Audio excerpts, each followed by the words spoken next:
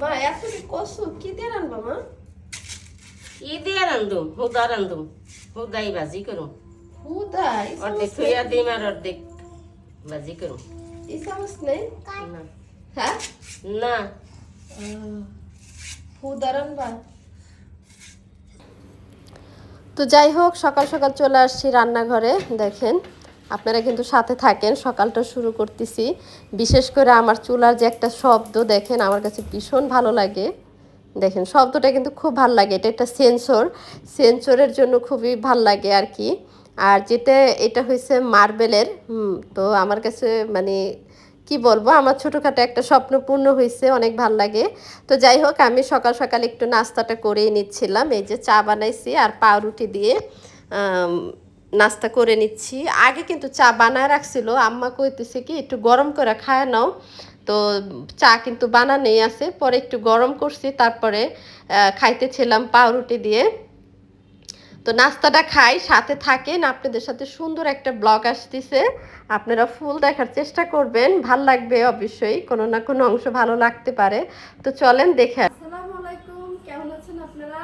Nargis by daily blog নিয়ে আবারও চলে আসছি, দেখতে থাকেন। আজকে ব্লগটা কিন্তু এই ঘর থেকে শুরু করছি। দেখেন আমার ঘরের অবস্থা, ঘরটা একদম এলোমেলো, ঘরটা কিন্তু গুছাইতে পারি নাই। বিশেষ করে কিছুদিনের ভিতরে পর্দাগুলো চেঞ্জ করব। পর্দাগুলো একটু লড় নেব আর একটু বড় নেব, এক কালারের ভিতরে নেব, চিন্তা ভাবনা এটা আছে। তো বিছানাটা একটু গুছায় নেই, কারণ ঘর গুছানো থাকলে সবকিছু কিন্তু ভালো লাগে। আর সবকিছু মনে হয় যে কাজ শেষ হয়ে গেছে।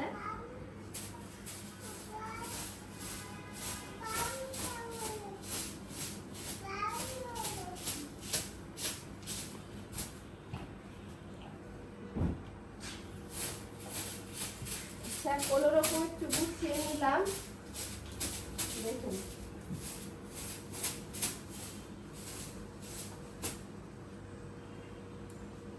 ঘর গুছানো থাকলে ভালো লাগে, সবকিছু দিয়ে ভালো লাগে। আর বিশেষ করে একটা জিনিস আপনাদেরকে দেখাই, এই যে দেখেন আমার এই ব্যাগটা কিন্তু খুবই ভালো লাগে, এই ড্রেসের সাথে গেছে। দেখেন কেমন লাগে একটু বলবেন। এই ব্যাগটা কিন্তু আমার অনেক পছন্দের, কারণ ব্যাংকে যেতে হয়, তারপরে কোর্টে যেতে হয়, একটু দরকারি কাগজপত্রের জন্য এটা নিয়েছি। তো যাই হোক, ঘরটা একটু আপাতত একটু ঝাড়ু ঠাড়ু দিয়ে গুছিয়ে নিলাম। সাথে থাকেন, ফুল ব্লগটা। মা তো এদিকে কচু নিয়ে ব্যস্ত, দেখেন কচু কাটা নিয়ে ব্যস্ত, কাটতেই আছে এই যে। তো মা কিন্তু সবগুলা কচু মানে কাইটা নিতেছে, সবগুলা কচুই রান্না করবে। আর কচু তো একটুখানি হয়ে যায়, তো আপনারা কিন্তু জানেন মানে এগুলো সিদ্ধ হলে কমে যায়। তো মাকে বলছি হেসুম কাজে, মা কী দিয়ে রান্না করবা? মা বলতেছে কিছুই দিব না। তো যাই হোক, আজকে ইলিশ মাছ দিয়ে, ছোট ইলিশ দিয়ে আর কি কচু রান্না করব, সেটা আপনাদেরকে দেখাবো। কচু মানে ভাঙ্গা চুরা রান্না করব ইলিশ দিয়ে। তো এই আর কি। তো এই জন্য মাকে বললাম যে মা একটু করো, অর্ধেক রাইখা দাও। তো মা বলতেছে যে না, এতটুকু রাখলে কেমনে হয়, রান্না কইরা মানে অর্ধেক উঠায় রাখমুনি বক্সে কইরা, আর অর্ধেক খাওয়া যাইব। তো এখন কাঁচাগুলা রাখলে তো নষ্ট হয়ে যাবে, এটা বলতেছিল। তো মা ওদিকে কচু কাটতেছিল আর আমি আসছিলাম পেঁয়াজ ঠেজ বাইর করে নিচ্ছিলাম। মা বললো কি নারকেলটা একটু ভাঙ্গো। আর এই যে আমার বোনের মেয়ের বটি দেখেন, আমি কিন্তু পেঁয়াজ রসুন আইনা এইভাবে রাখি, সিরিয়ালে সাজায় রাখতে ভালো লাগে। আর এই নারকেলটা ভাঙার জন্য আসছি। তো মা বলতেছি কি যে একটু সেমাই ঠেমাই রান্ধো, নাহলে একটু পিঠা টিঠা বানাও, এটা বলতেছিল। তো আমি বললাম কি দেখি কি করা যায়। আর ওই ভালো পেঁয়াজের থেকে কিন্তু এই যে এই পেঁয়াজগুলা বের হয়েছে, এইগুলা চামড়া উঠানো, এই পেঁয়াজগুলা কিন্তু বেশিক্ষণ থাকবে না, খাওয়া হয়ে গেলে ভালো। আর এই যে ছোট ছোট মাছ নিয়েছি দেখেন, এই যে এই মাছ দিয়ে কিন্তু আজকে কচু দিয়ে রান্না করব। এইগুলো হচ্ছে ছোট ইলিশের বাচ্চা, ছোট ইলিশ। তো এইগুলা দিয়ে ভাঙ্গা চুরা রান্না করব। তো একদম ছোট ছোট দেখেন।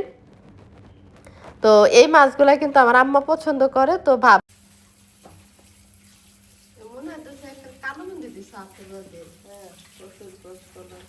আমার মা রাত দেখেন কালো মেহেন্দি দিচ্ছে আর পশু দিতেছে।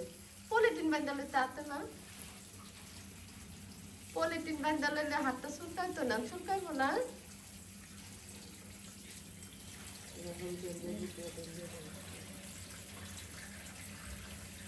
কতক্ষণ লাগায়া পরে এই কচুগুলার এখন ধুইবো।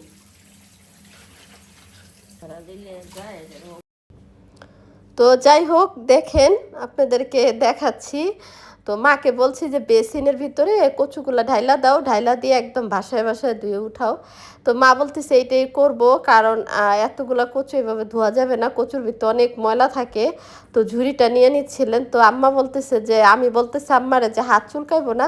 পরে আম্মা বলতেছে যে না, হাতে তেল তেল মাইখা নিছি, আপনারা কিন্তু হাতে বেশি করে তেল মাইখা নিবেন। তেল মাখলে না কচুতে কুটকুটায় না, ওই যে পানি লাগলে তো কুটকুটায়, তাই না, মানে চুলকায়, এটা চুলকাবে না। আপনারা কি করবেন, বেশি করে সব এই মানে সরষের তেল বা সয়াবিন তেল এগুলো হাতে মাইখা নেবেন, তাহলে আর চুলকাইবো না।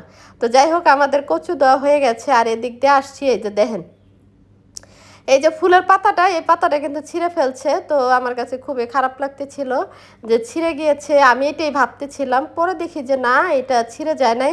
আমি যখন দোকান থেকে এনেছিলাম তখনই কিন্তু এইভাবে পাতাটা ছিঁড়া ছিল, ওনারা আমাকে মানে এইভাবে পাতাটা লাগিয়ে পরে আমার কাছে বিক্রি করছে। দেখেন পাতাগুলো কিন্তু অনেক ময়লা হয়েছে, সময়ের কারণে কিন্তু ফুল গাছটা কিন্তু আমি মুছতে পারতেছি না, আমি মানে একদম ময়লা হয়ে গেছে, ধরতে পারতেছি না। তো যাই হোক আপনাদেরকে দেখাইলাম বেডা মানুষ কীরকম আমাকে ঠকায় দিছে। তো আসলে কেউ ঠকায় কেউ কখনো বড় হতে পারে না। আর এই যে দেখেন কতগুলা কচু আর এতটুকু হয়েছে সিদ্ধ করার পরে। আর এদিকে কিন্তু আম্মা এই যে দেখেন, আমাদের কিন্তু এক চুলা খালি থাকে, আর এক চুলা রান্না করতে হয়, এক চুলা হইলে বেস্ট। আর আমার জন্য কি একটু চাটা বানাইলে এই চুলাটা দরকার হয়, বেশি রান্না তো এখন নাই, অল্প রান্না, তার জন্য হয়ে যায়।